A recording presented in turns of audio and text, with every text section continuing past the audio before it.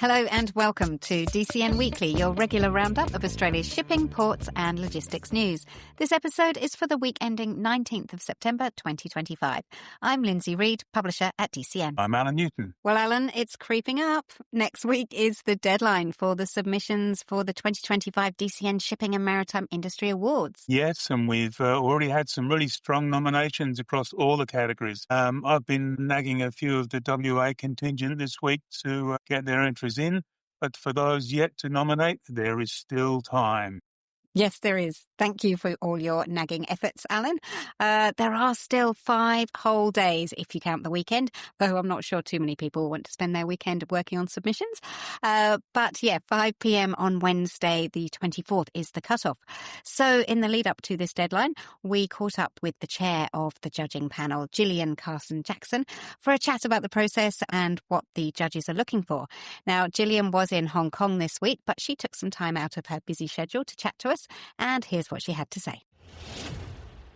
Jillian Carson-Jackson, welcome to the DCN Weekly podcast. It's great to be here. Thank you, Lindsay. Jillian, you have over 30 years of experience in the maritime industry. You're an experienced technical advisor, skilled in simulation training, VTS, operations management.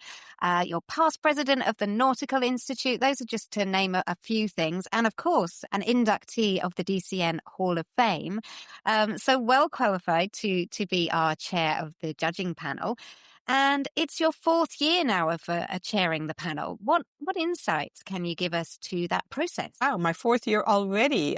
The time really does fly. I think the process is quite involved, actually, because before we actually even get to our judging day, when we all meet together in a synchronous environment, we have all of the great input that has been received and collated by DCN to read through, and we balance that against the criteria.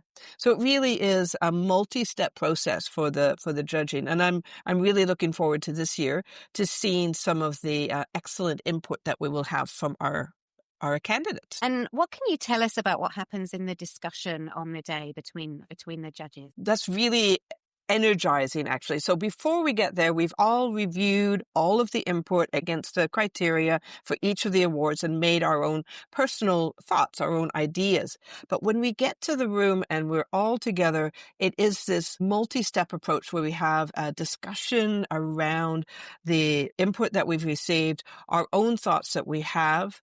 Then we think about what the ranking might be for the actual applications. And it's really, really critical that each of those applications clearly addresses the criteria for each of the awards, because we can only judge based on what is provided to us.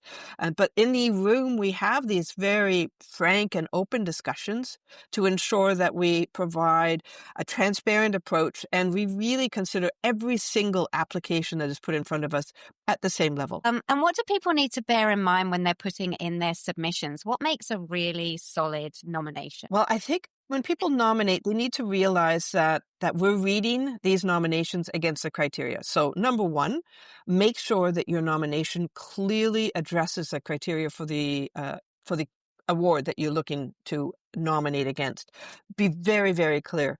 Be concise. Don't add too many extra words or repetitiveness, because it's difficult to read that. And then sometimes we have to sift through a lot of information to actually find where that content is addressing the application, the requirements. So look at the criteria for the award, ensure that you are clear and concise in your terminology and that you address all of the elements within it.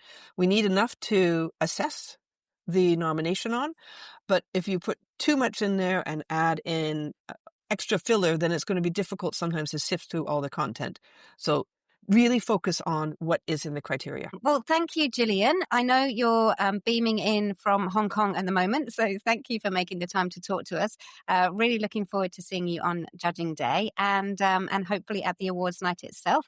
What are you looking forward to most about the night? The night is just wonderful because the entire maritime industry in Australia, in the region really, comes together to celebrate this industry that we have committed ourselves to. So this is an industry that is vibrant, that is alive, and the Australian maritime industry is certainly growing in strength. It goes from strength to strength every year.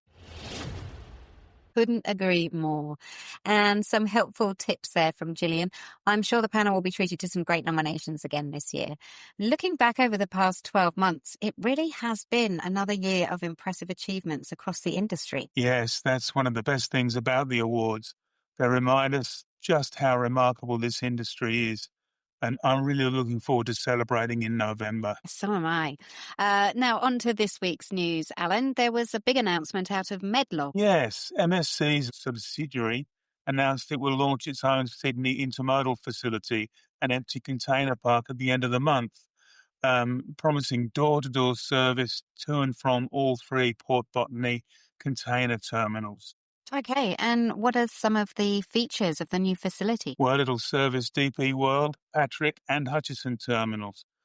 It'll also include direct rail connectivity to Port Botany, 6,000 TEU FCL hard stand stacking capacity, empty container park operations, reefer storage, and warehousing, communication, and rural tailgate services.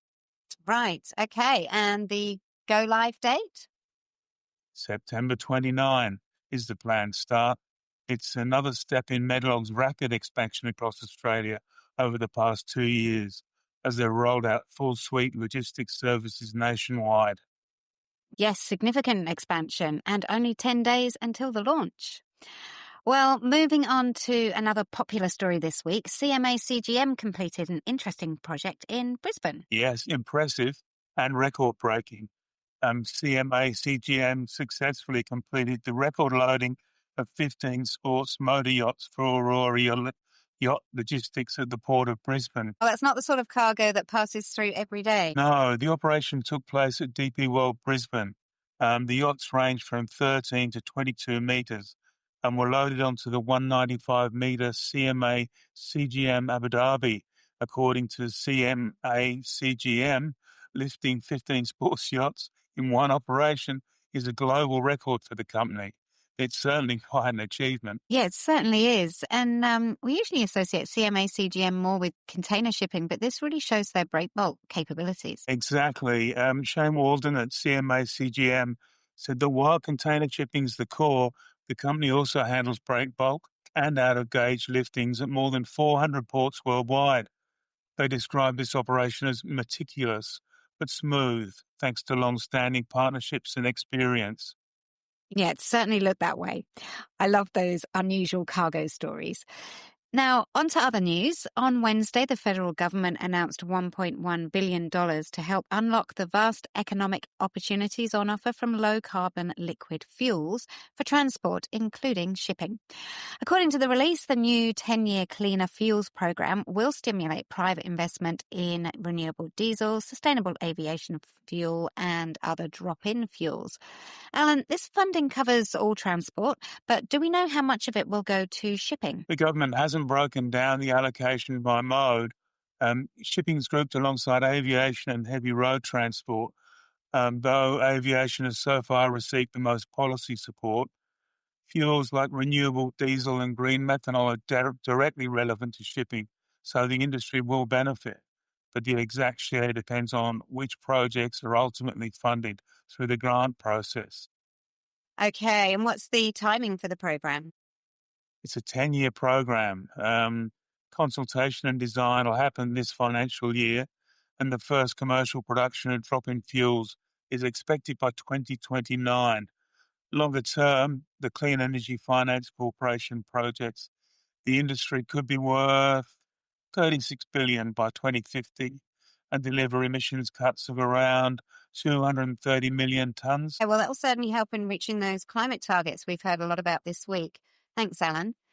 And finally today, Patrick Terminals has opened applications for its 2026 intake of the Willpower Cadet Program. Alan, what's the program designed to achieve? The Willpower Cadet Program is all about bringing more women into stevedoring and logistics. It gives participants the skills, mentoring, and experience to become the next generation of leaders in the industry. Fantastic. And what opportunities are available in this round? Cadetships are on offer across Patrick's operations in Sydney, Melbourne, Fremantle, and Brisbane. Roles include operational and engineering cadetships, as well as workplace health and safety and corporate safety positions. Participants receive a full-time salary, structured rotations, one-on-one mentoring and support for study at the Australian Maritime College. Applications close on the 28th of September. That's a wonderful initiative.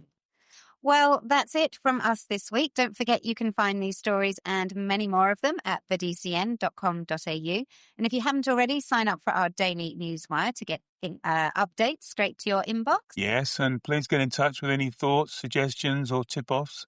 We'd love to hear from you. We sure would. And don't forget those nominations closing off on Wednesday as well. Thank you, Alan, and thanks everyone for listening. Thanks, everyone. Catch you soon.